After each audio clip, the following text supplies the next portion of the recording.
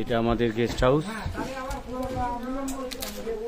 এই হচ্ছে বাবা চোনা, স্কুল চোনা। স্কুল চোনা খালি গায়ে ঠান্ডার মধ্যে ঘুরে বেড়াচ্ছে।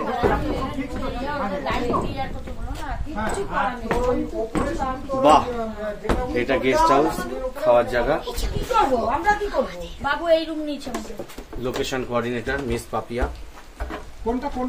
উনি আলু, গুড্ডু আলু। আমাদের রুম দেখিয়ে দিই। এই যে ডবল বেড, এটা আমার বেড, এটা মা বাবার বেড। আর এখানটা একটা আয়নাও আছে, এখানে জুতো রাখার, এখানে সব লাগেজ রেখেছি। আর এখানটা এখন কারেন্ট নেই, কারণ কারেন্টটা ঠিক করছে। কারেন্ট নেই।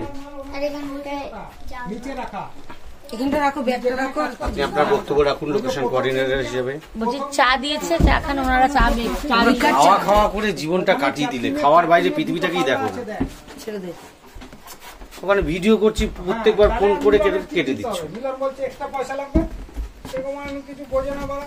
এই গালাগালি চলছে এখানে আবার। গালাগালি চলছে।